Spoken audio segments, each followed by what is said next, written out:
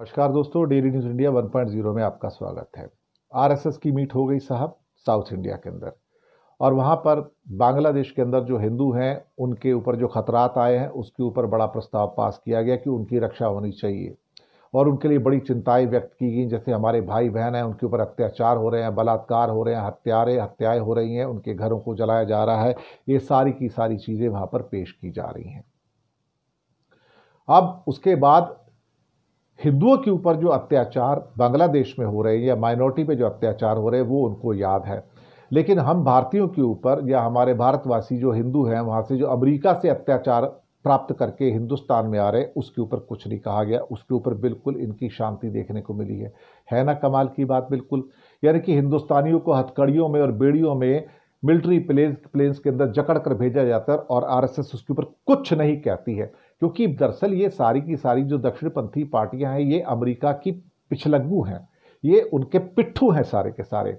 आप ग्रोक से पूछो तो ग्रोक भी आपको बता देगा कि आज़ादी से पहले आरएसएस का भारत की आज़ादी में कोई योगदान नहीं था और इनकी सरकार ब्रिटिश की सहयोगी थी और ये ब्रिटिश के साथ ही थे।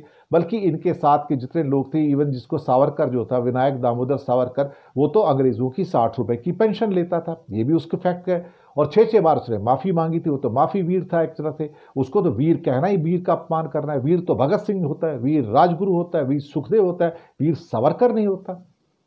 लेकिन यहाँ पर जो मुद्दा निकल कर आ रहा है वो दूसरा मुद्दा है, और वो है कि आरएसएस अमेरिका के प्रति बड़ी सॉफ्ट है, अंग्रेजों के प्रति बड़ी सॉफ्ट है। औरंगजेब के प्रति कहती है भाई, औरंगजेब जो है उसको तो सब महिमा मंडित करना, वो तो आक्रांता थे।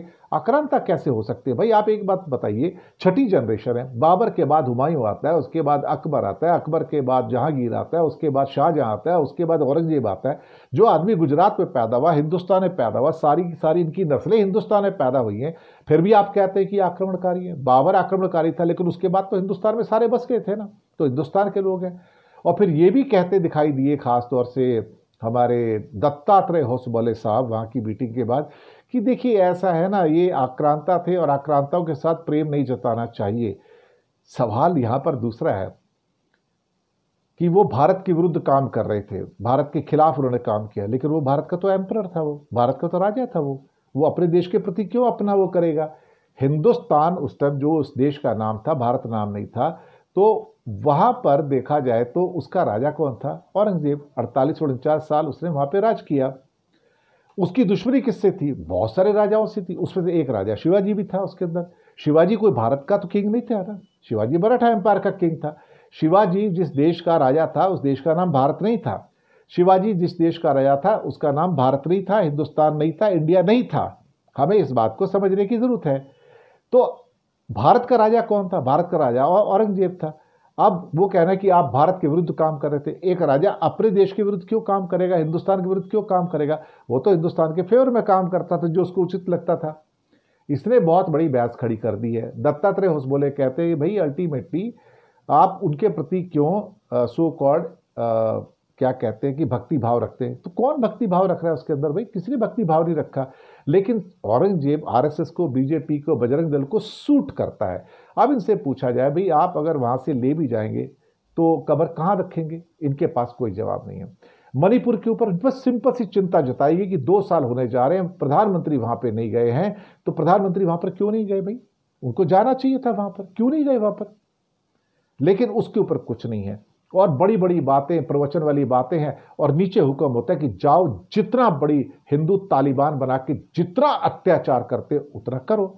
जैसे कि उनके सुनील आंबेडकर साहब ने बोल दिया था पहले, देखिए औरंगजेब तो आप प्रासंगिक है, लेकिन कब्र का तो हिंदुस्तान में होना ठीक नहीं है ना। तो तुम्हारे पूर्वज क्या कर रहे थे उस टाइम के अंदर? आप बताइए ना। जब 1707 तक औरंगजेब था तो आरएसएस के पूर्वज क्या कर रहे थे उस टाइम वहां पर? क्या उनमें से हिंदुओं के जो दूसरे पूर्वज थे लोगों के, क्या वो औरंगजेब के राज में तलवे नहीं चाट रहे थे उनके? ये सच नहीं है क्या? यही सच है कि उसमें से लाखों करोड़ों हिंदुस्तानी जो हिंदू थे वो भी उनके तलवे चाट रहे थे। उनके सारे के सारे जो जागीरदार थे, जो उनके मनसबदार थे, वो तो सबसे अधिक जो थे वो तो सारे औरंगजेब के थे। अकबर के टाइम में इतने हिंदू मनसबदार नहीं थे जितने औरंगजेब के टाइम में थे। लगता है कि इतिहास को एक नया इतिहास लिखना चाहते हैं और ये चाहते हैं कि ये इतिहास बच्चों को पढ़ाया ना जाए, शिवाजी का इतिहास पढ़ाया जाए। लेकिन शिवाजी ने किसके साथ लड़ाई की भाई? महाराणा प्रताप का इतिहास पढ़ाया जाए, लेकिन मुगलों का, अकबर का इतिहास ना पढ़ाए। तो महाराणा प्रताप की वॉर किससे हुई थी? मुझे लगता है कि आरएसएस भी एक दोगली संस्था है और ये दोगली संस्था और कुछ नहीं कर रही है सिवाय इसके कि वो हिंदुस्तान को पूर्ण रूप से बर्बाद कर रही है और उनका एक तरह से डॉक्ट्रिनेशन हो रहा है। डॉक्ट्रिनेशन के साथ साथ उनका सांप्रदायिकरण हो रहा है और उनको हिंदू तालिबान के अंदर, कट्टरवादी हिंदू तालिबान जो कि हिंसक होता चला जा रहा है, उसमें कन्वर्ट कर रहे हैं। शुक्रिया आपका बहुत बहुत।